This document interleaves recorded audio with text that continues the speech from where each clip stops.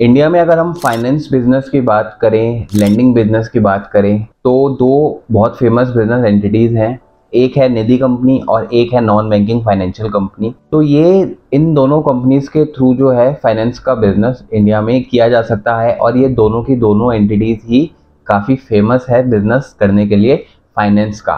तो आज की इस वीडियो में हम यही बात करने वाले हैं कि एक निधि कंपनी में और एक एनबीएफसी कंपनी में क्या फ़र्क है और इनको रजिस्टर करने के लिए, इनको स्टार्ट करने के लिए मोटी मोटी क्या रिक्वायरमेंट्स हैं। तो चलिए शुरू करते हैं। तो देखिए, अगर हम एक निधि कंपनी की बात करें तो निधि कंपनी जो है मिनिस्ट्री ऑफ कॉर्पोरेट अफेयर्स के under as a public limited company register होती है। इसमें within a year at least 200 आपको जो है मेंबर्स बनाने पड़ते हैं। इसकी जो है कैपिटल रिक्वायरमेंट निधि कंपनी को शुरू करने की एटलीस्ट 25 लाख रुपए की है। देखिए, पर अगर हम निधि कंपनी की बात करें तो निधि कंपनी की रेगुलेशंस में, रूल्स में गवर्नमेंट ने अभी काफ़ी मेजर अमेंडमेंट्स करी हैं, काफ़ी मेजर चेंजेस करे हैं। उसके बाद से निधि कंपनी को रजिस्टर करना मुश्किल हो गया है। देखिए, उन अमेंडमेंट्स का रीज़न यही था कि गवर्नमेंट को जो है ये काफ़ी फीडबैक्स जा रहे थे और प्रैक्टिकली भी निधि कंपनीज के थ्रू जो है फ्रॉड्स काफ़ी बढ़ गए थे और निधि कंपनीज का काफ़ी मिसयूज़ होने लग गया था। तो देखिए, जो दो बड़ी अमेंडमेंट्स जो गवर्नमेंट ऑफ इंडिया ने निधि कंपनी के लिए करी है वो ये है, पहली तो ये है कि अब आप निधि कंपनी के नाम में वर्ड निधि नहीं लगा सकते। और जो दूसरी अमेंडमेंट है वो ये है कि निधि कंपनी जो है पहले आपको as a public limited company बनानी पड़ेगी और उसके बाद जो है आपको गवर्नमेंट से अप्रूवल लेना पड़ेगा। गवर्नमेंट आपकी निधि कंपनी को अप्रूव करेगा और उसके बाद जो है वो आप अपनी कंपनी के नाम में निधि वर्ड लगा सकते हैं। तो देखिए, अगर मैं बात करूं निधि कंपनी की, अगर आज के टाइम में अगर आपको शुरू करनी है तो इसको शुरू करना थोड़ा मुश्किल है क्योंकि गवर्नमेंट ने जो रेगुलेशंस निकाली है उस पर क्लैरिटी नहीं है।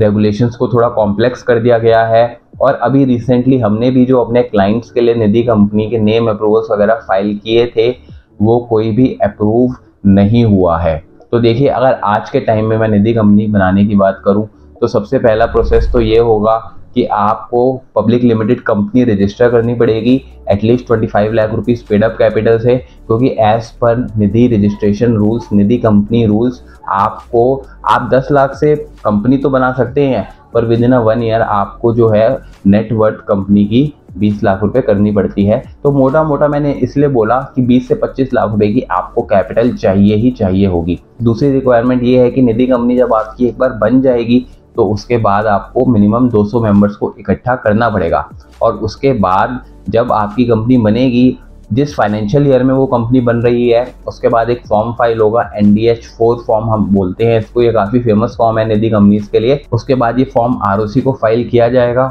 ये फॉर्म ROC अप्रूव करेगा और उसके बाद फिर जो है आपकी निधि कंपनी अप्रूव होगी। देखिए, रिसेंट में NDH-4 जो है काफ़ी रिजेक्ट हुए हैं। मैंने अभी रिसेंटली कोई भी ऐसा केस नहीं सुना जिसमें NDH फॉर्म को अप्रूव किया गया है।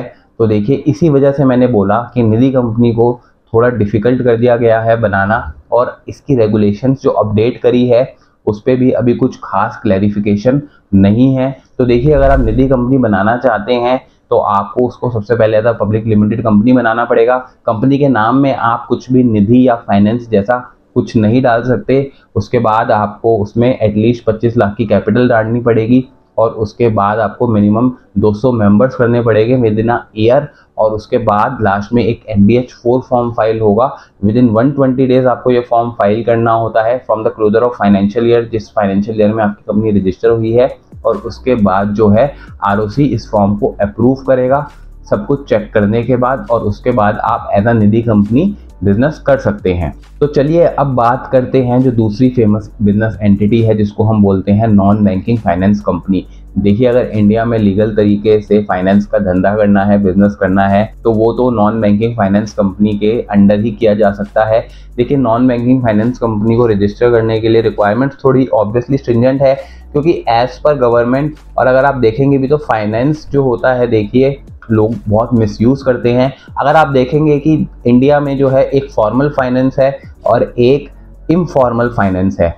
देखिए, फॉर्मल फाइनेंस तो इजीली बैंक्स और NBFCs के थ्रू उन लोगों को मिल जाता है जिनके अच्छे क्रेडिट स्कोर्स होते हैं, बट उन लोगों को क्या जिनके क्रेडिट स्कोर्स नहीं है या जिनकी इतनी हाई सैलरी इनकम या पर्सनल इनकम नहीं है, वो लोग बेचारे जो हैं देखिए इनफॉर्मल सोर्सेज से लोन्स लेते हैं on a very high interest cash में। तो देखिए नॉन बैंकिंग फाइनेंस कंपनी को रजिस्टर करने के लिए भी रिक्वायरमेंट्स थोड़ी सी स्ट्रिंजेंट है। सबसे पहली रिक्वायरमेंट तो यही है कि एनबीएफसी कंपनी की जो नेटवर्थ है वो एटलीस्ट 10 करोड़ होनी चाहिए। यानी कि आपको आज के टाइम में अगर एनबीएफसी कंपनी रजिस्टर करनी है तो आपके पास एटलीस्ट 10 करोड़ होने चाहिए, वो भी वाइट में। आप 10 की जगह उसको 10.5 करोड़ ही समझिए, क्योंकि देखिए इसको बनाने में, कंपनी रजिस्टर करने में भी आरओसी फीस जो है वो 9 से 10 लाख रुपए आ जाती है, और उसके बाद जो प्रोफेशनल चार्जेस होते हैं 7 से 8 लाख रुपए वो भी रहते हैं। तो आप मान के चलिए कि आपका जो नेट खर्चा आएगा एक कंपनी बनाने में, एनबीएफसी बनाने में, वो 10 करोड़ से लेके 10.5 करोड़ के बीच में आएगा। हाँ, वो जो 10 करोड़ रुपए होंगे वो आप अपनी एनबीएफसी कंपनी के करंट अकाउंट में आपको उसका एक फिक्स्ड डिपॉजिट सर्टिफिकेट बनाना होता है और उसको आरबीआई में जमा कराना होता है। तो देखिए एनबीएफसी कंपनी बनाने के लिए स्टेप नंबर 1 ये है कि आपको एक प्राइवेट लिमिटेड कंपनी रजिस्टर करानी है with the authorised and paid up capital of 10.5 CR। और उसके बाद जब आपकी ये कंपनी बन जाएगी तो उसके बाद आपको उस कंपनी का करंट अकाउंट ओपन करवा के उस कंपनी के करंट अकाउंट में जो आपकी पेड अप कैपिटल है 10.5 CR की, आपको वो डालनी है।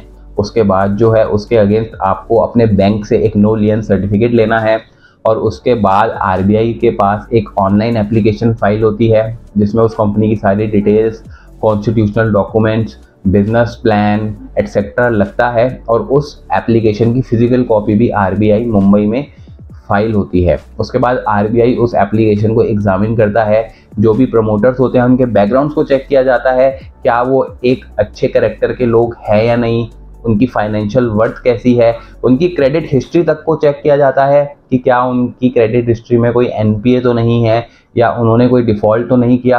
क्योंकि देखिए बहुत सीधी सी बात है, जो फाइनेंस का बिजनेस है वो काफ़ी क्रिटिकल बिजनेस है, और फाइनेंस के बिजनेस में करने के लिए देखिए आप जो है अच्छे कैरेक्टर के होने चाहिए, आपकी फाइनेंशियल वर्थ अच्छी होनी चाहिए, आप एक समाज में इज्जतदार आदमी होने चाहिए, तभी गवर्नमेंट आपको ये एनबीएफसी कंपनी का लाइसेंस देगी। और उसके बाद आप ये एक बार आपको ये आरबीआई से लाइसेंस मिल जाएगा तो उसके बाद आप फाइनेंस का बिजनेस शुरू कर सकते हैं। तो देखिए आज की इस वीडियो में हमने बात करी कि इंडिया में फाइनेंस का बिजनेस करने के लिए 2 फेमस एंटिटीज़ हैं, निधि कंपनी और एनबीएफसी कंपनी, और उसको रजिस्टर करने की रिक्वायरमेंट क्या है, और प्रैक्टिकली आज के टाइम में किसका रजिस्ट्रेशन आ रहा है और किसका रजिस्ट्रेशन नहीं आ रहा।